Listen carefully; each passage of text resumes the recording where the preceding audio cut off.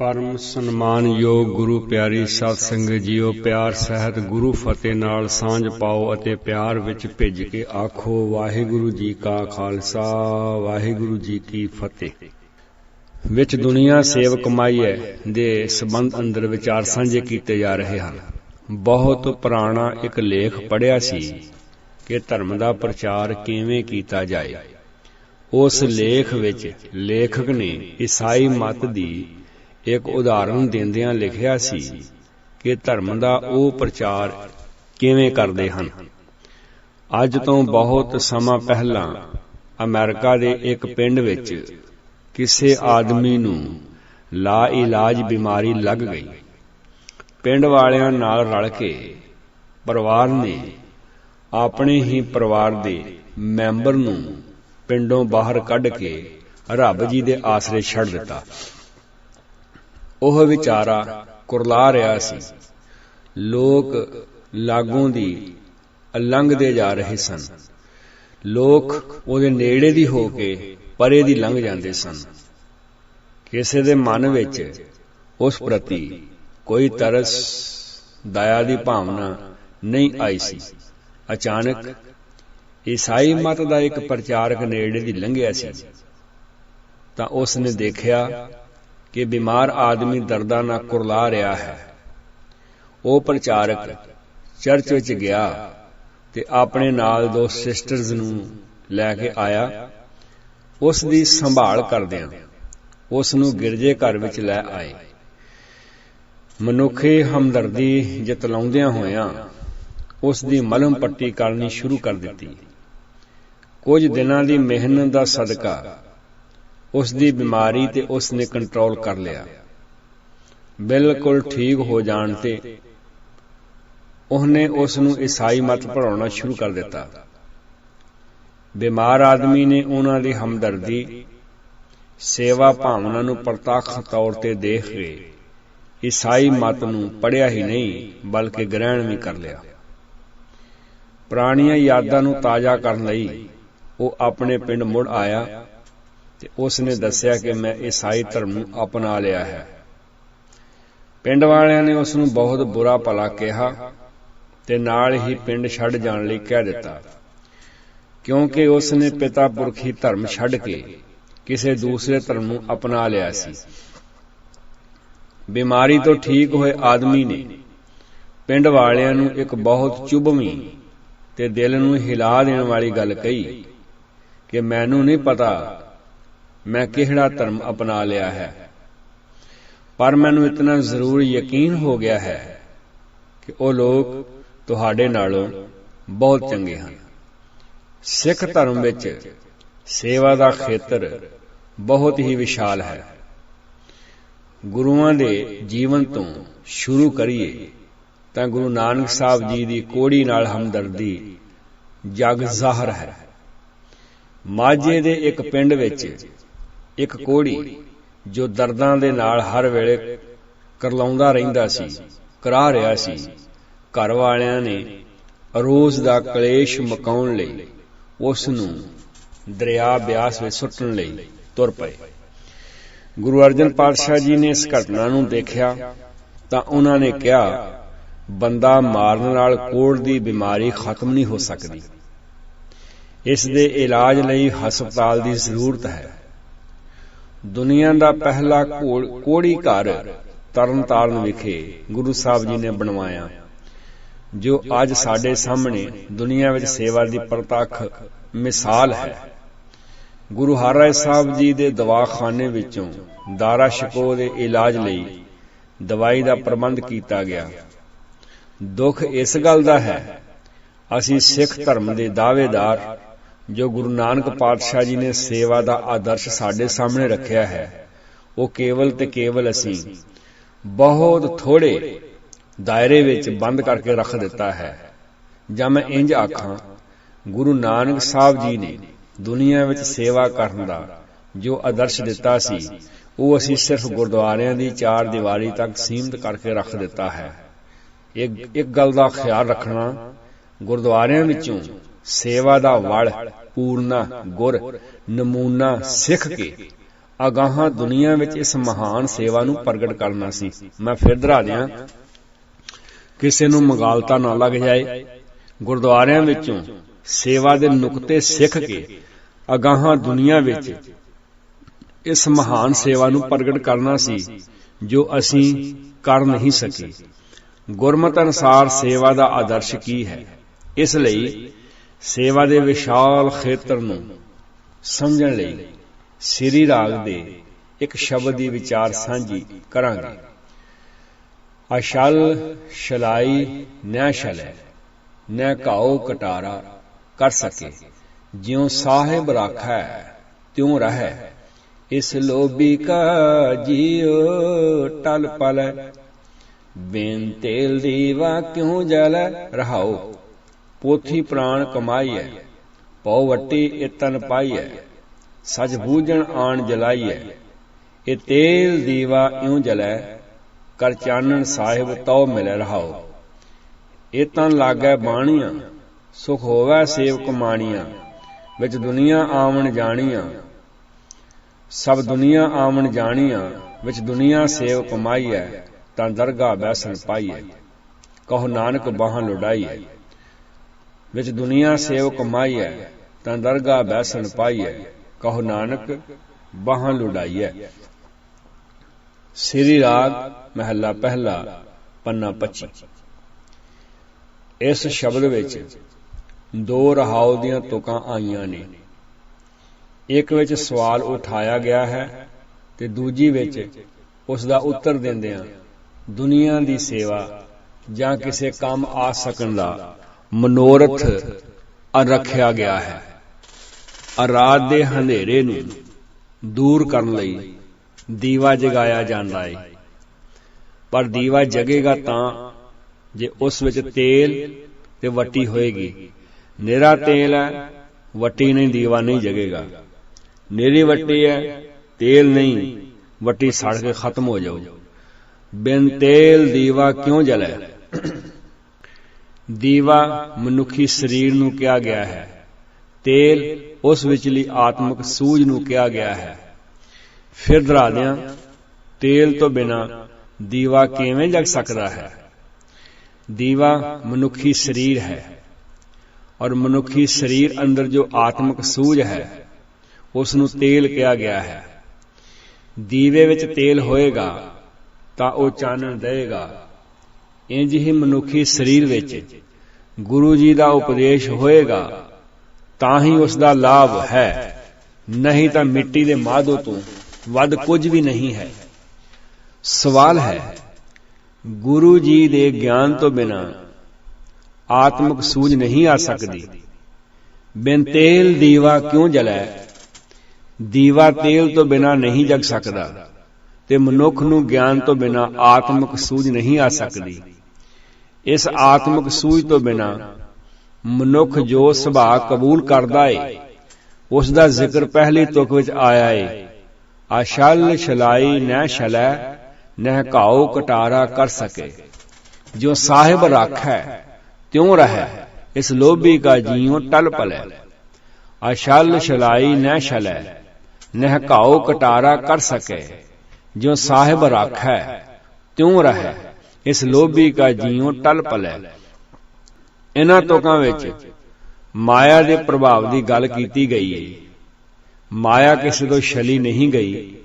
ਮਾਇਆ ਨੂੰ ਕੋਈ ਜ਼ਖਮੀ ਵੀ ਨਹੀਂ ਕਰ ਸਕਦਾ, ਪਰ ਲੋਭੀ ਜਿਹੜਾ ਇਸ ਦੇ ਅੱਗੇ ਭੰਗੜਾ ਪਾਉਂਦਾ ਫਿਰਦਾ ਹੈ, ਨੱਚਦਾ ਫਿਰਦਾ ਹੈ, ਟੱਪਦਾ ਫਿਰਦਾ ਹੈ।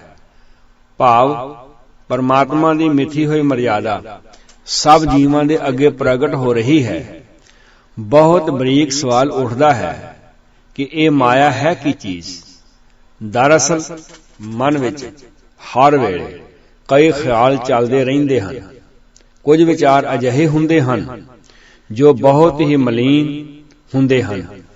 ਇੰਝ ਵੀ ਸਮਝਿਆ ਜਾ ਸਕਦਾ ਹੈ ਕਿ ਜਿਨ੍ਹਾਂ ਵਿਚਾਰਾਂ ਦੁਆਰਾ ਮਨੁੱਖ ਪਾਸੋਂ ਰੱਬੀ ਗੁਣ ਵਿਸਰ ਜਾਂਦੇ ਹਨ ਜਾਂ ਰੁਕਾਵਟ ਬਣਦੇ ਹਨ, ਉਹ ਸਾਰੇ ਹੀ ਮਾਇਆ ਰੂਪ ਵਿੱਚ ਪ੍ਰਗਟ ਹੁੰਦੇ ਹਨ। ਇਸ ਪ੍ਰਥਾਏ ਗੁਰੂ ਅਮਰਦਾਸ ਜੀ ਦਾ ਬੜਾ ਸੁੰਦਰ ਫਰਮਾਨ ਹੈ। ਇਹ ਮਾਇਆ ਜਿਤ ਹਰ ਵਿਸਰੈ, मोह उपजै भाओ दूजा लाया। ये माया जित हर विसरे मोह उपजै भाओ दूजा लाया। वो सारा कुछ माया विच ही आ जाता है, जिस द्वारा मनुखी जीवन दियां कदरां कीमतां भुल जाण। मनुख कर्म करन विच आजाद है ते आजाद कर्म करदियां सानू फल भी उसे ही कर्म दा मिलेगा जो असीं कर रहे हां।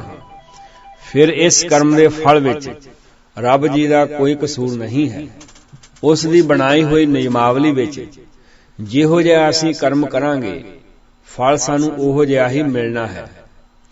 समाज दीयां बेलोड़ीਆਂ रस्मां विच मनुख फसिया पिया है। धार्मिक रस्मां निभाउण वाले इस माया अगे नच रहे ने। राजनीतिक आगू अपनी अगली चोण लड़न लई माया इकट्ठी करन दे चक्कर विच माया दे अगे लोभी जेड़ा बन के नच रहा है। जो सेवा इन्हां मनुखता दी करनी सी वो छड्ड के राजनीतिक नेता जनां विच खुद गर्जी इतनी आ गई है कि लोग भलाई दे कामां नूं ही भुल गए हैं। इस लोभी का जियो टल पलै निज स्वार्थ तो ऊपर उठ के दुनिया दी सेवा वल नूं वधना सी। अजिहा आत्मक सूझ दी घाट करके ही हो रहा है। दीवा चानण देण दे समर्थ नहीं है, क्योंकि घटिया माया रूपी ख्यालां दी घुम्मण घेरी विच फस गया है। इसे ही शब्द दे दूसरे बंद विच आत्मक दीवे नूं जगाउण लई ज्ञान रूपी तेल, वट्टी ते अग दा फार्मूला भी रखिया गया है। हुक्मी फरमान है, पोथी प्राण कमाईऐ पौ वट्टी इत तन पाईऐ सच बूझण आण जलाईऐ। पोथी प्राण कमाईऐ पौ वट्टी इत तन पाईऐ सच बूझण आण जलाईऐ। शरीर रूपी दीवे विच तेल पोथी प्राण दा पाउणा भाव गुरु ग्रंथ साहिब जी दे उपदेश नूं समझना ते अपनाउणा है। पुराने समयां विच मिट्टी दे दीवे हुंदे सन ते उन्हां विच सरों दा तेल ते रूं दी वट्टी वट के पा लई जांदी सी।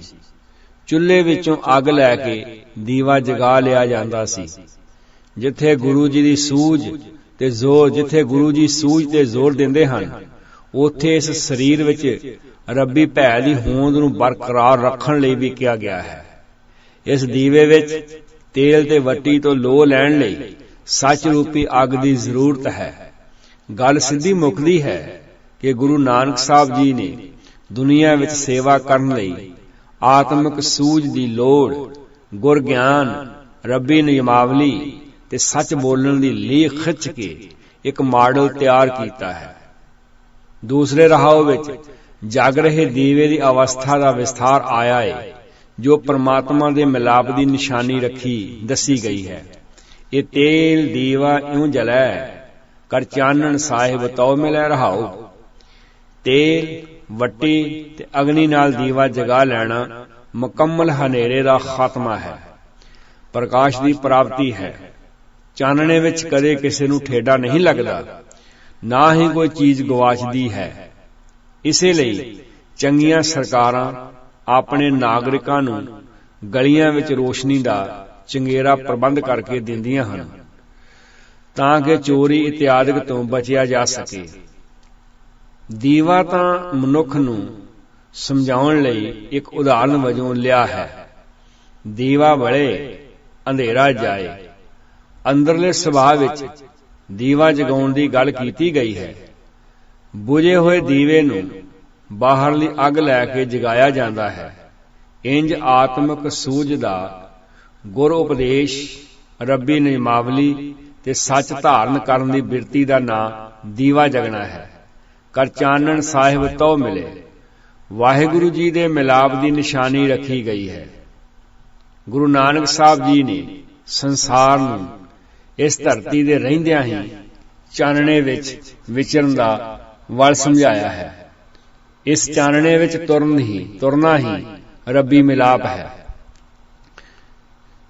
ਜਿਸ ਨੂੰ ਇਹ ਸਮਝ ਆ ਜਾਂਦੀ ਏ ਉਹ ਜਗਤ ਨੂੰ ਮਿਥਿਆ ਮੰਨ ਕੇ ਚੱਲਣ ਵਿੱਚ ਭਲਾ ਸਮਝਦਾ ਹੈ।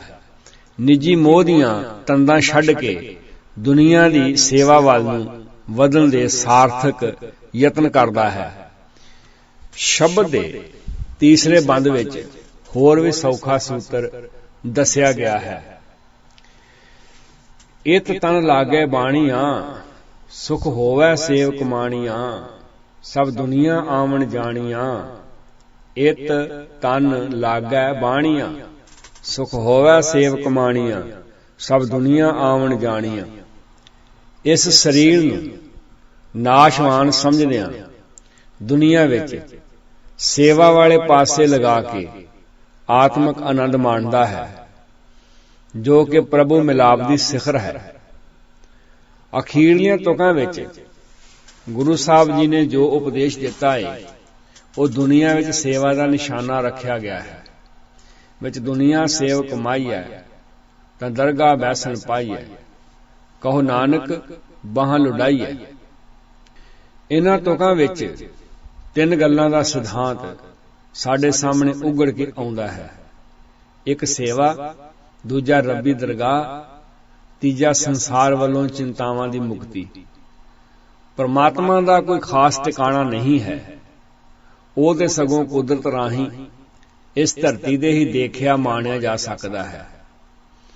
ਗੁਰੂ ਸਾਹਿਬ ਜੀ ਦਾ ਸਾਫ਼ ਫਰਮਾਨ ਹੈ, ਜੈ ਜੈ ਪੇਖੋਂ ਤੈ ਹਜ਼ੂਰ ਦੂਰ ਕਤਹੁ ਨਾ ਜਾਈ ਅਤੇ ਜਲ ਥਲ ਮਹੀਲ ਪੂਰਿਆ ਰਵਿਆ ਵਿੱਚ ਵਣਾ ਸੋ ਪ੍ਰਭ ਚੇਤਨਾ ਆਵੇ ਕਿਤਲਾ ਦੁਖ ਗਣਾ।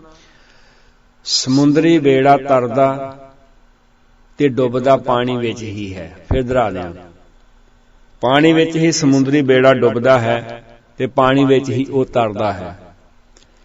ਇਸੇ ਤਰ੍ਹਾਂ ਹੀ ਸੰਸਾਰ ਰੂਪੀ ਸਮੁੰਦਰ ਵਿੱਚ ਹੀ ਮਨੁੱਖ ਤਰ ਸਕਦਾ ਹੈ ਤੇ ਵਿਕਾਰਾਂ ਦੀਆਂ ਲਹਿਰਾਂ ਵਿੱਚ ਡੁੱਬ ਵੀ ਸਕਦਾ ਹੈ। ਗੁਰੂ ਨਾਨਕ ਸਾਹਿਬ ਜੀ ਨੇ ਦੁਨੀਆ ਵਿੱਚ ਸੇਵ ਕਮਾਈ ਹੈ, ਭਾਵ ਰੱਬ ਜੀ ਦੇ ਬਣਾਏ ਹੋਏ ਬੰਦਿਆਂ ਦੀ ਸੇਵਾ ਹੀ ਪਰਮਾਤਮਾ ਦੀ ਸੇਵਾ ਹੈ। ਤਾਂ ਦਰਗਾਹ ਬੈਸਣ ਪਾਈ ਹੈ। ਸਾਡਾ ਸਮਾਜ, ਭਾਈਚਾਰਾ, ਮੁਲਕਾਂ ਦੀ ਸਾਂਝ, ਆਪਣੇ ਪਿੰਡ ਸ਼ਹਿਰ, ਗੱਲ ਕੀ ਇਸ ਧਰਤੀ ਦੇ ਤਲ ਨੂੰ ਰੱਬੀ ਦਰਗਾਹ ਕਿਹਾ ਗਿਆ ਹੈ। ਇੱਥੇ ਹੀ ਚਿੰਤਾਵਾਂ ਤੋਂ ਮੁਕਤ ਹੋਣਾ ਹੈ। ਸੰਨ 71 ਵਿੱਚ 10ਵੀਂ ਜਮਾਤ ਵਿੱਚ ਪੜ੍ਹਦਿਆਂ ਅੰਗਰੇਜ਼ੀ ਕਿਤਾਬ ਵਿੱਚੋਂ ਇੱਕ ਬਹੁਤ ਖੂਬਸੂਰਤ ਕਵਿਤਾ ਪੜ੍ਹੀ ਸੀ, ਜਿਸ ਦਾ ਸਾਰ ਮੈਨੂੰ ਅੱਜ ਤੀਕ ਯਾਦ ਹੈ। ਉਹ ਕਵਿਤਾ ਇਸ ਤਰ੍ਹਾਂ ਦੀ ਸੀ। ਇੱਕ ਦਿਨ ਅਬੂ ਬਿਨ ਅਦਮ ਨਾਂ ਦਾ ਇੱਕ ਭਲਾ ਮਨੁੱਖ ਆਪਣੇ ਘਰ ਵਿੱਚ ਬੈਠਾ ਹੋਇਆ ਸੀ। ਉਸ ਨੂੰ ਮਿਲਣ ਲਈ ਇੱਕ ਫਰਿਸ਼ਤਾ ਆਇਆ ਤੇ ਕਹਿਣ ਲੱਗਾ, ਮੈਂ ਕੁਝ ਉਹਨਾਂ ਲੋਕਾਂ ਦੇ ਨਾਮ ਲਿਖ ਰਿਹਾ ਹਾਂ ਜੋ ਰੱਬ ਜੀ ਦੀ ਬੰਦਗੀ ਕਰਦੇ ਹਨ। ਅਬੂ ਬਿਨ ਅਦਮ ਕਹਿਣ ਲੱਗਾ ਕਿ ਬੰਦਗੀ ਕਰਨ ਵਾਲਿਆਂ ਦੇ ਨਾਲ ਮੇਰਾ ਵੀ ਇਸ ਵਿੱਚ ਨਾਮ ਲਿਖਿਆ ਹੋਇਆ ਹੈ। ਤਾਂ ਫਰਿਸ਼ਤੇ ਨੇ ਹੱਥ ਜੋੜ ਕੇ ਫੜੀ ਹੋਈ ਸੁਨਹਿਰੀ ਕਿਤਾਬ ਫਰੋਲਦਿਆਂ ਕਿਹਾ, ਭਲੇ ਲੋਕ, ਤੇਰਾ ਇਸ ਵਿੱਚ ਕੋਈ ਨਾਮ ਨਹੀਂ ਲਿਖਿਆ ਹੋਇਆ। ਤਾਂ ਅੱਗੋਂ ਅਬੂ ਨੇ ਬਹੁਤ ਹੀ ਹਲੀਮੀ ਨਾਲ ਕਿਹਾ, ਹੇ ਰੱਬ ਦੇ ਬਣਾਏ ਹੋਏ ਫਰਿਸ਼ਤੇ ਬੰਦੇ, ਤੂੰ ਮੈਨੂੰ ਮਿਲਣ ਵਾਸਤੇ ਆਇਆ। ਬੇਸ਼ੱਕ ਬੰਦਗੀ ਕਰਨ ਵਾਲਿਆਂ ਵਿੱਚ ਨਾਮ ਨਾ ਲਿਖ, ਪਰ ਮੇਰਾ ਉਹਨਾਂ ਲੋਕਾਂ ਵਿੱਚ ਨਾਮ ਲਿਖ ਲੈ ਜੋ ਰੱਬ ਜੀ ਦੇ ਬਣਾਏ ਬੰਦਿਆਂ ਨਾਲ ਪਿਆਰ ਕਰਦਿਆਂ ਉਹਨਾਂ ਦੀ ਸੇਵਾ ਵਿੱਚ ਜੁਟੇ ਰਹਿੰਦੇ ਹਨ। ਫਰਿਸ਼ਤੇ ਨੇ ਕਿਹਾ, ਮੈਂ ਆਪਣੇ ਮਾਲਕ ਪਾਸੋਂ ਪੁੱਛ ਕੇ ਹੀ ਤੇਰਾ ਨਾਮ ਲਿਖ ਸਕਦਾ ਹਾਂ। ਅਗਲੇ ਦਿਨ ਫਰਿਸ਼ਤਾ ਆਇਆ ਤੇ ਕਹਿਣ ਲੱਗਾ, ਪਿਆਰੇ ਅਬੂ, ਤੇਰਾ ਨਾਮ ਮੇਰੇ ਮਾਲਕ ਨੇ ਸਭ ਤੋਂ ਪਹਿਲੇ ਨੰਬਰ ਉੱਤੇ ਲਿਖਿਆ ਹੋਇਆ ਹੈ, ਕਿਉਂਕਿ ਰੱਬ ਜੀ ਦੇ ਬਣਾਏ ਹੋਏ ਬੰਦਿਆਂ ਨੂੰ ਤੂੰ ਪਿਆਰ ਹੀ ਨਹੀਂ ਕਰਦਾ, ਬਲਕਿ ਉਹਨਾਂ ਦੀ ਸੇਵਾ ਵੀ ਕਰਦਾ ਰਹਿੰਦਾ ਹੈ। ਜ਼ਰੂਰੀ ਨਹੀਂ ਕਿ ਇਹ ਘਟਨਾ ਇੰਜ ਵਾਪਰੀ ਹੋਵੇ, ਪਰ ਇਸ ਵਿੱਚੋਂ ਇੱਕ ਤੱਤ ਦੀ ਗੱਲ ਮਿਲਦੀ ਹੈ ਕਿ ਦੁਨੀਆ ਦੀ ਸੇਵਾ ਇੱਕ ਮਹਾਨ ਰੁਤਬਾ ਰੱਖਦੀ ਹੈ। ਗੁਰੂ ਜੀ ਦਾ ਸੇਵਾ ਪ੍ਰਤੀ ਕੈਸਾ ਫੈਸਲਾ ਹੈ। ਵਿੱਚ ਦੁਨੀਆ ਸੇਵ ਕਮਾਈ ਹੈ ਤਾਂ ਦਰਗਾਹ ਬੈਸਣ ਪਾਈ ਹੈ। ਹਾਂ, ਜੇ ਅੱਜ ਦੇ ਯੁੱਗ ਵਿੱਚ ਕਿਸੇ ਨੇ ਅਬੂ ਦੇ ਦਰਸ਼ਨ ਕਰਨੇ ਹੋਣ ਤਾਂ ਅੰਮ੍ਰਿਤਸਰ ਪਿੰਗਲਵਾੜੇ ਦੇ ਬਾਨੀ ਭਗਤ ਪੂਰਨ ਸਿੰਘ ਦੇ ਜੀਵਨ ਵਿੱਚੋਂ ਕੀਤੇ ਜਾ ਸਕਦੇ ਹਨ। ਅਸਲ ਨੋਬਲ ਇਨਾਮ ਦੇ ਹੱਕਦਾਰ ਉਹ ਸਨ, ਪਰ ਅਜਿਹੇ ਕੌਮੀ ਹੀਰਿਆਂ ਨੂੰ ਇਹਨਾਂ ਇਨਾਮਾਂ ਨੂੰ ਦੀ ਲੋੜ ਨਹੀਂ ਤੇ ਅਜਿਹੇ ਕੌਮੀ ਹੀਰੇ ਇਹਨਾਂ ਇਨਾਮਾਂ ਨੂੰ ਵੀ ਤੁਛ ਜਾਣਦੇ ਹਨ। ਸਿੱਖ ਕੌਮ ਦੀ ਬਦਕਿਸਮਤੀ ਹੀ ਕਹੀ ਜਾ ਸਕਦੀ ਹੈ ਕਿ ਵਿੱਚ ਦੁਨੀਆ ਸੇਵ ਕਮਾਈਏ ਵਾਲੇ ਡੂੰਘੇ ਫਲਸਫੇ ਨੂੰ ਨਹੀਂ ਸਮਝ ਸਕੇ। ਮਨੁੱਖੀ ਸੇਵਾ ਵਰਗੇ ਮਹਾਨ ਫਲਸਫੇ ਨੂੰ ਗੁਰਦੁਆਰੇ ਦੀ ਚਾਰ ਦੀਵਾਰੀ ਵਿੱਚ ਬੰਦ ਕਰਕੇ ਰੱਖ ਦਿੱਤਾ ਹੈ। ਕਿਹਾ ਜਾਂਦਾ ਹੈ ਕਿ ਸੇਵਾ ਤਾਂ ਪ੍ਰਬੰਧਕ ਬਣਿਆ ਹੀ ਕੀਤੀ ਜਾ ਸਕਦੀ ਹੈ, ਉਂਝ ਕਿੱਥੇ ਸਮਾਂ ਮਿਲਦਾ ਹੈ ਜੀ ਸੇਵਾ ਕਰਨ ਨੂੰ। ਸਾਡੇ ਧੰਨ ਭਾਗ ਹਨ ਕਿ ਸੰਗਤ ਨੇ ਸਾਨੂੰ ਸੇਵਾ ਦਿੱਤੀ ਹੋਈ ਹੈ। ਆਪਣੀ ਮਰਜ਼ੀ ਨਾਲ ਸੇਵਾ ਦੀਆਂ ਸਾਖੀਆਂ ਦਾ ਕਲਚਰ ਤਿਆਰ ਕਰਕੇ ਸਾਧ ਤਬਕੇ ਨੇ ਲੋਕਾਂ ਨੂੰ ਆਪਣੀਆਂ ਲੱਤਾਂ, ਗੋਡੇ ਘੁੱਟਣ ਤੇ ਚੋਲੇ ਕਸ਼ਹਿਰੇ ਧੋਣ ਤੱਕ ਸੇਵਾ ਨੂੰ ਸੀਮਿਤ ਕਰਕੇ ਰੱਖ ਦਿੱਤਾ ਹੈ। ਸਿੱਖੀ ਸਿਧਾਂਤ ਵਿੱਚ ਇਹ ਨਿਸ਼ਾਨਾ ਦੁਨੀਆ ਦੀ ਸੇਵਾ ਦਾ ਹੈ। ਪ੍ਰੋਫੈਸਰ ਇੰਦਰ ਸਿੰਘ ਘੱਗਾ ਜੀ ਨੇ ਆਪਣੀ ਇੱਕ ਪੁਸਤਕ ਅੰਦਰ ਸਾਡਾ ਬੇੜਾ ਇਉਂ ਗਰਕਿਆ ਵਿੱਚ ਸੇਵਾ ਦੇ ਪ੍ਰਸੰਗ ਨੂੰ ਸੁਚੱਜੇ ਢੰਗ ਨਾਲ ਬਿਆਨ ਕੀਤਾ ਹੈ ਕਿ ਚਿੱਕੜ ਵਿੱਚੋਂ ਕੌਲਾ ਕੱਢ ਦਿੱਤਾ, ਗੁਰਤਾ ਮਿਲ ਗਈ ਜਾਂ ਥੜਾ ਬਣਾ ਦਿੱਤਾ, ਖੁਸ਼ ਹੁੰਦਿਆਂ ਉਸੇ ਵੇਲੇ ਹੀ ਗੁਰਿਆਈ ਸੌਂਪ ਦਿੱਤੀ। ਗੁਰਿਆਈ ਦਾ ਮੀਟਰ ਤਾਂ ਗੁਰਬਾਣੀ ਸੂਝ, ਇਸ ਦਾ ਆਤਮਿਕ ਗਿਆਨ ਤੇ ਗੁਰੂ ਨਾਨਕ ਸਾਹਿਬ ਜੀ ਦੀ ਫਿਲਾਸਫੀ ਨੂੰ ਸਮਝ ਕੇ ਜੀਵਨ ਵਿੱਚ ਢਾਲਣ ਦਾ ਹੈ। ਜੋ ਭਾਈ ਲਹਿਣਾ ਜੀ ਨੇ ਤਨੋਂ ਮਨੋਂ ਕਰ ਦਿਖਾਇਆ। ਜਦੋਂ ਗੁਰੂ ਨਾਨਕ ਸਾਹਿਬ ਜੀ ਦੀ ਨਰੋਈ ਵਿਚਾਰਧਾਰਾ ਤੇ ਕੁਦਰਤੀ ਫਲਸਫੇ ਦੀ ਸਮਝ ਆ ਗਈ ਤਾਂ ਹੁਕਮ ਮੰਨਣ ਤੇ ਸੇਵਾ ਭਾਵਨਾ ਦੇ ਕੀਮਤੀ ਆਦਰਸ਼ ਨੂੰ ਮਨ ਵਿੱਚ ਵਸਾ ਲਿਆ ਗਿਆ। ਫਿਰ 1 ਮਿੰਟ ਲਾਇਆ ਤੇ ਭਾਈ ਲਹਿਣਾ ਜੀ ਨੇ ਮਰੀ ਹੋਈ ਚੂਹੀ ਨੂੰ ਉਠਾਲਣ ਦਾ ਗੁਰੂ ਨਾਨਕ ਸਾਹਿਬ ਜੀ ਨੂੰ ਸੰਪੂਰਨ ਤੌਰ ਤੇ ਭਾਵ ਉਹਨਾਂ ਦੇ ਸੰਪੂਰਨ ਫਲਸਫੇ ਨੂੰ ਹਿਰਦੇ ਵਿੱਚ ਸਮਾਈ ਬੈਠੇ ਭਾਈ ਲਹਿਣੇ ਨੇ ਗੰਦੇ ਨਾਲੇ ਵਿੱਚੋਂ ਕੌਲ ਕੱਢਣ ਦਾ ਕੋਈ ਉਜਰ ਨਹੀਂ ਕੀਤਾ। ਗੁਰੂ ਨਾਨਕ ਸਾਹਿਬ ਜੀ ਦੀ ਸੋਚ ਹਿਰਦੇ ਵਿੱਚ ਪਰਪੱਕ ਕਰ ਲਿਆ। ਗੁਰੂ ਨਾਨਕ ਸਾਹਿਬ ਜੀ ਦੀ ਸੋਚ ਨੂੰ ਹਿਰਦੇ ਵਿੱਚ ਪਰਪੱਕ ਕਰ ਲਿਆ। ਮੈਂ ਇਹਨਾਂ ਗੱਲਾਂ ਨੂੰ ਇੱਕ ਦਫਾ ਫਿਰ ਦੁਹਰਾ ਦਿਆਂ ਜੋ ਭਾਈ ਲਹਿਣੇ ਜੀ ਨੇ ਤਨੋਂ ਮਨੋਂ ਕਰ ਦਿਖਾਇਆ। ਗੁਰੂ ਨਾਨਕ ਸਾਹਿਬ ਜੀ ਦੀ ਨਰੋਈ ਵਿਚਾਰਧਾਰਾ ਤੇ ਕੁਦਰਤੀ ਫਲਸਫੇ ਦੀ ਸਮਝ ਆ ਗਈ ਤਾਂ ਹੁਕਮ ਮੰਨਣ ਤੇ ਸੇਵਾ ਭਾਵਨਾ ਦੇ ਕੀਮਤੀ ਆਦਰਸ਼ ਨੂੰ ਮਨ ਵਿੱਚ ਵਸਾ ਲਿਆ।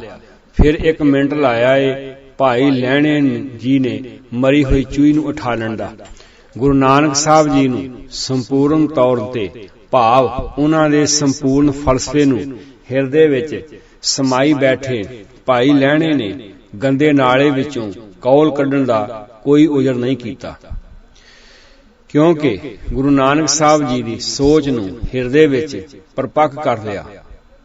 ਸ਼੍ਰੀ ਚੰਦ ਨੇ ਗੁਰੂ ਨਾਨਕ ਸਾਹਿਬ ਜੀ ਦੀ ਵਿਚਾਰਧਾਰਾ ਨੂੰ ਨਹੀਂ ਮੰਨਿਆ, ਸਗੋਂ ਸਿਰ ਪਿੰਡੇ ਦੇ ਸਵਾਹ ਮਲਣ ਦੀ ਨਵੀਂ ਵਿਚਾਰਧਾਰਾ ਨੂੰ ਤੋੜ ਕੇ ਉਦਾਸੀ ਮਤ ਚਲਾ ਦਿੱਤਾ। ਗੁਰੂ ਰਾਮਦਾਸ ਜੀ ਨੇ ਬਹੁਤ ਹੀ ਸਰਲ ਭਾਸ਼ਾ ਵਿੱਚ ਸੇਵਾ ਕਰਨ ਵਾਲੇ ਨੂੰ ਸਤਿਗੁਰ ਦੀ ਪ੍ਰਵਾਨਗੀ ਲੈਣ ਲਈ ਕਿਹਾ ਗਿਆ ਹੈ। ਇੱਕ ਵਾਕ ਵਿੱਚ ਕੈਸੀ ਭਾਵਨਾ ਪ੍ਰਗਟ ਕੀਤੀ ਗਈ ਹੈ, ਸਾ ਸੇਵਾ ਕੀਤੀ ਸਫਲ ਹੈ ਜਦ ਸਤਿਗੁਰ ਕਾ ਮਨ ਮੰਨੈ, ਜਾਂ ਸਤਿਗੁਰ ਕਾ ਮਨ ਮੰਨਿਆ ਤਾਂ ਪਾਪ ਕਸਮਲ ਭੰਨੈ। ਉਪਦੇਸ਼ ਜੇ ਦਿੱਤਾ ਸਤਿਗੁਰੂ ਸੋ ਸੁਣਿਆ ਸਿੱਖੀ ਕੰਨੇ, ਜਿਨ ਸਤਿਗੁਰ ਕਾ ਭਾਣਾ ਮੰਨਿਆ ਤਿਨ ਚੜੀ ਚਵਗਣ ਵੰਨੇ। ਇਹ ਚਾਲ ਨਿਰਾਲੀ ਗੁਰਮੁਖੀ ਗੁਰ ਦੇਖਿਆ ਸੁਣ ਮਨ ਭਿੰਨੇ। ਰਾਗ ਗੌੜੀ ਪੌੜੀ ਮਹੱਲਾ ਚੌਥਾ ਪੰਨਾ 314। ਕੀ ਜੋ ਸੇਵਾ ਅਸੀਂ ਕਰ ਰਹੇ ਹਾਂ ਇਸ ਨਾਲ ਗੁਰੂ ਸਾਹਿਬ ਜੀ ਦਾ ਮਨ ਮੰਨ ਸਕਦਾ ਹੈ? ਜੇ ਗੁਰੂ ਸਾਹਿਬ ਜੀ ਦਾ ਮਨ ਨਹੀਂ ਮੰਨਿਆ ਤਾਂ ਸੇਵਾ ਕਰਨ ਦਾ ਕੋਈ ਲਾਭ ਨਹੀਂ ਹੈ। ਸਾ ਸੇਵਾ ਕੀਤੀ ਸਫਲ ਹੈ ਜਿਤ ਸਤਿਗੁਰ ਕਾ ਮਨ ਮੰਨੇ। ਗੁਰੂ ਸਾਹਿਬ ਜੀ ਦੀ ਸਰੀਰ ਦੇ ਤਲ ਤੇ ਹੋਣ ਤਾਂ ਕਿਹਾ ਜਾ ਸਕਦਾ ਹੈ ਕਿ ਗੁਰੂ ਜੀ ਦਾ ਮਨ ਨਹੀਂ ਮੰਨਦਾ। ਸਤਿਗੁਰ ਜੀ ਦਾ ਮਨ ਮੰਨੇ ਦਾ ਭਾਵ, ਸਤਿਗੁਰ ਕਾ ਮਨ ਮੰਨੇ ਦਾ ਭਾਵ ਅਰਥ ਗੁਰੂ ਸਾਹਿਬ ਜੀ ਦੇ ਆਦਰਸ਼ਾਂ ਨੂੰ ਸਮਝ ਕੇ ਸੇਵਾ ਕਰਨ ਦਾ ਹੈ। ਮੈਂ ਫਿਰ ਬੇਨਤੀ ਕਰਦਿਆਂ ਕਿਤੇ ਕੋਈ ਗਲਤੀ ਨਾ ਲੱਗ ਜਾਏ ਜਾਂ ਮਗਾਲਤਾ ਨਾ ਲੱਗ ਜਾਏ। ਸਾ ਸੇਵਾ ਕੀਤੀ ਸਫਲ ਹੈ ਜਿਤ ਸਤਿਗੁਰ ਕਾ ਮਨ ਮੰਨੇ। ਸਰੀਰ ਦੇ ਤਲ ਤੇ ਗੁਰੂ ਸਾਹਿਬ ਜੀ ਹੋਣ ਤੇ ਇਹ ਕਿਹਾ ਜਾ ਸਕਦਾ ਹੈ, ਗੁਰੂ ਸਾਹਿਬ ਜੀ ਕਹਿ ਸਕਦੇ ਨੇ ਮੇਰਾ ਮਨ ਨਹੀਂ ਮੰਨਿਆ। ਪਰ ਅੱਜ ਗੁਰੂ ਸਾਡਾ ਗੁਰੂ ਗ੍ਰੰਥ ਸਾਹਿਬ ਜੀ ਹੈ, ਸ਼ਬਦ ਹੈ। ਇਹਦਾ ਅਰਥ ਹੈ ਸਾ ਸੇਵਾ ਕੀਤੀ ਸਫਲ ਹੈ ਜਿਤ ਸਤਿਗੁਰ ਕਾ ਮਨ ਮੰਨੇ। ਮਨ ਮੰਨਣ ਦਾ ਭਾਵ ਹੈ ਗੁਰੂ ਦੇ ਆਦਰਸ਼ ਨੂੰ ਮੰਨਦਿਆਂ ਹੋਇਆਂ, ਗੁਰੂ ਸਾਹਿਬ ਦੀ ਨਿਯਮਾਵਲੀ ਨੂੰ ਅਪਣਾਉਂਦਿਆਂ ਹੋਇਆਂ ਸੇਵਾ ਜਿਹੜੀ ਕਰਨੀ ਹੈ ਉਹ ਸਾਡੀ ਸਫਲ ਹੋ ਸਕਦੀ ਹੈ। ਜੇ ਗੁਰੂ ਦਾ ਆਦਰਸ਼ ਵਿੱਚ ਨਹੀਂ ਹੈ ਤੇ ਉਹ ਸੇਵਾ ਦਾ ਬਹੁਤਾ ਲਾਭ ਨਹੀਂ। ਸਤਿਗੁਰ ਦਾ ਮਨ ਮੰਨੇ ਭਾਵ ਗੁਰੂ ਸਾਹਿਬ ਦੇ ਆਦਰਸ਼ਾਂ ਨੂੰ ਸਮਝ ਕੇ ਸੇਵਾ ਕਰਨ ਦਾ ਹੈ। ਅਜੋਕੇ ਸਮੇਂ ਵਿੱਚ ਪਿਛਲੇ 30 ਕੁ ਸਾਲ ਤੋਂ ਸੇਵਾ ਦੇ ਨਾਂ ਤੇ ਕੀਰਤਨ ਦਰਬਾਰਾਂ ਦੀ ਖੂਬ ਵਰਖਾ ਹੋਈ ਹੈ। ਕੀ ਅਜਿਹੇ ਕਰਮ ਨਾਲ ਸਤਿਗੁਰ ਜੀ ਦਾ ਮਨ ਮੰਨਿਆ ਜਾ ਸਕਦਾ ਹੈ? ਇੱਕ ਪਾਸੇ ਗਰੀਬ ਕਿਸਾਨ ਆਤਮ ਹੱਤਿਆਵਾਂ ਕਰ ਰਿਹਾ ਹੈ, ਦੂਸਰੇ ਪਾਸੇ ਬੜੇ ਬੜੇ ਅਡੰਬਰ ਰਚ ਕੇ ਕੇਵਲ ਤੇ ਕੇਵਲ ਕੀਰਤਨ ਦਰਬਾਰ ਹੀ ਕਰਵਾਏ ਜਾ ਰਹੇ ਹਨ। ਇਹਦਾ ਆਮ ਜਨ ਸਧਾਰਨ ਬੰਦੇ ਨੂੰ ਕੀ ਲਾਭ ਹੈ? ਹਾਂ, ਕਿਤੇ ਇੱਕ ਅੱਧਾ ਸਾਲ ਵਿੱਚ ਹੋਵੇ ਤੇ ਮੰਨਿਆ ਜਾ ਸਕਦਾ ਹੈ। ਹੁਣ ਤਾਂ ਹਰੇਕ ਗਲੀ ਮੁਹੱਲੇ ਅੰਦਰ ਹੀ ਸੇਵਾ ਦੇ ਬਹਾਨੇ ਉੱਤੇ ਅਜਿਹਾ ਪ੍ਰੋਗਰਾਮ ਕਰ ਰਹੇ ਨੇ। ਦੌੜ ਵੱਧ ਤੇ ਲਾਭ ਪ੍ਰਾਪਤੀ ਘੱਟ ਹੈ। ਕੀ ਅਜਿਹੀ ਸੇਵਾ ਦੁਨੀਆ ਦੀ ਸੇਵਾ ਹੋ ਸਕਦੀ ਹੈ? ਕੁਝ ਪਰਿਵਾਰਾਂ ਤੇ ਕੁਝ ਪ੍ਰਬੰਧਕਾਂ ਨੂੰ ਲਾਭ ਦੀ ਸੇਵਾ ਹੋ ਸਕਦੀ ਹੈ।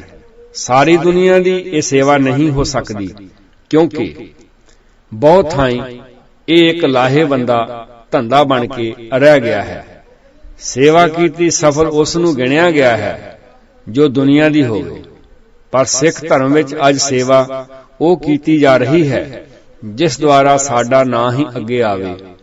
ਪੰਜਾਬ ਦੀ ਧਰਤੀ ਤੇ ਸੇਵਾ ਦਾ ਇੱਕ ਨਵਾਂ ਰੁਝਾਨ ਚੱਲਿਆ ਹੈ ਕਿ ਪਿੰਡ ਦੇ ਬਾਹਰ-ਵਾਰ ਉੱਚੇ ਉੱਚੇ ਗੇਟ ਬਣਾਉਣ ਦਾ, ਜਿਸ ਤੇ ਆਪਣੇ ਗੁਜ਼ਰ ਚੁੱਕੇ ਬਜ਼ੁਰਗਾਂ ਦਾ ਨਾਂ ਮੋٹے-ਮੋٹے ਅੱਖਰਾਂ ਵਿੱਚ ਲਿਖਿਆ ਹੁੰਦਾ ਹੈ ਕਿ ਇਹ ਸੇਵਾ ਕਰਾਈ ਅਮਰੀਕਾ ਨਿਵਾਸੀ ਅਮਕੇ ਪਰਿਵਾਰ ਨੇ, ਇਹ ਸੇਵਾ ਕਰਾਈ ਕੈਨੇਡਾ ਨਿਵਾਸੀ ਅਮਕੇ ਪਰਿਵਾਰ ਨੇ, ਇਹ ਸੇਵਾ ਕਰਾਈ ਯੂਕੇ ਰਹਿੰਦਿਆਂ ਪਰਿਵਾਰ ਨੇ।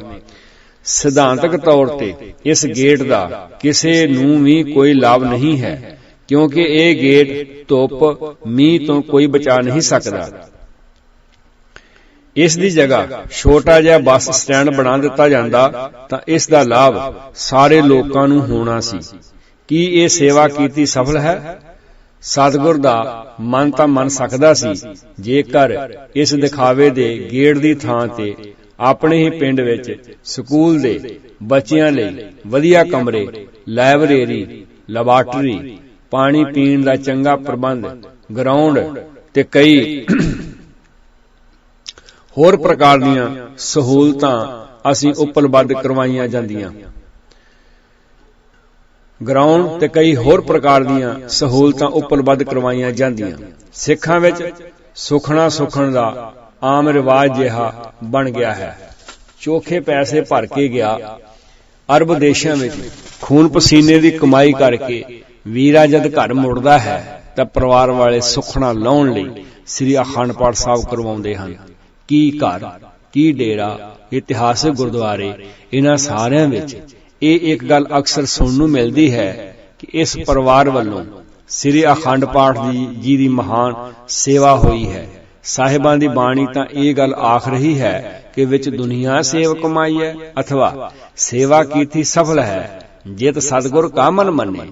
ਕੀ ਆਪਣੀ ਸੁਖਣਾ ਲਾਉਣੀ ਇਹ ਕੋਈ ਪੰਥਕ ਸੇਵਾ ਹੈ ਜਾਂ ਕੋਈ ਦੁਨੀਆ ਦੀ ਸੇਵਾ ਹੈ? ਸੋਚਣਾ ਪਏਗਾ ਸਾਨੂੰ ਇਸ ਪਾਸੇ। ਸੇਵਾ ਨਾਲ ਸਤਿਗੁਰ ਦਾ ਮਨ ਮੰਨਣਾ ਜ਼ਰੂਰੀ ਹੈ। ਹਾਂ, ਸਤਿਗੁਰ ਦਾ ਮਨ ਮੰਨ ਜਾਏ ਤਾਂ ਪਾਪਾਂ ਦਾ ਖਾਤਮਾ ਹੋ ਜਾਂਦਾ ਹੈ, ਭਾਵ ਮਲੀਨ ਸੋਚ ਖਤਮ ਹੋ ਜਾਂਦੀ ਹੈ।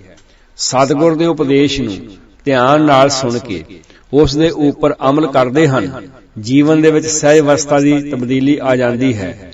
ਗੁਰੂ ਜੀ ਨੇ ਦੁਨੀਆ ਦੀ ਸੇਵਾ ਦਾ ਨਿਸ਼ਾਨਾ ਮਿਥਿਆ ਸੀ, ਪਰ ਇਹ ਰਹਿ ਗਏ ਪ੍ਰਭਾਤ ਫੇਰੀਆਂ ਨੂੰ ਚਾਹ ਪਿਲਾਉਣ ਤੱਕ।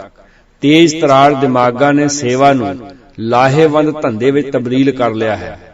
ਸੇਵਾ ਦੇ ਨਾਂ ਤੇ ਗੁਰਦੁਆਰੇ ਬਣਾਉਣ ਲਈ ਦੇਸ਼ ਵਿਦੇਸ਼ ਵਿੱਚ ਚਿੱਟ ਕੱਪੜੀਏ ਚੋਲਿਆਂ ਵਾਲੇ ਬਾਬੇ ਹੱਥਾਂ ਵਿੱਚ ਰਸੀਦਾਂ ਫੜੀ ਆਮ ਦੇਖੇ ਜਾ ਸਕਦੇ ਹਨ। ਸਿੱਖੀ ਭੇਸ ਵਿੱਚ ਹਾੜੀ ਸੌਣੀ ਦੀ ਫਸਲ ਵੇਲੇ ਵੀ ਭੋਲੀ ਜਨਤਾ ਨੂੰ ਲੁੱਟਣ ਲਈ ਆ ਬੋੜਦੇ ਹਨ ਕਾਰ ਸੇਵਾ ਦੇ ਨਾਂ ਉੱਤੇ। ਕਹਿੰਦੇ ਹਨ ਮਰਨ ਤੋਂ ਉਪਰੰਤ ਇਸ ਜਨਮ ਨੂੰ ਸਫਲ ਕਰਨ ਲਈ ਦਿਲ ਖੋਲ ਕੇ ਸੇਵਾ ਕਰੋ ਜੀ। ਮਿਲਰਗੰਜ ਲੁਧਿਆਣੇ ਮੇਰੇ ਇੱਕ ਡਾਕਟਰ ਪਰਮ ਮਿੱਤਰ ਉਹਨਾਂ ਦੇ ਕਲੀਨਿਕ ਦੇ ਅੰਦਰ ਬੈਠੇ ਹੋਏ ਸੀ। ਉਹਨਾਂ ਦਾ ਨਾਮ ਹੈ ਡਾਕਟਰ ਡੀਪੀ ਸ਼ਰਮਾ।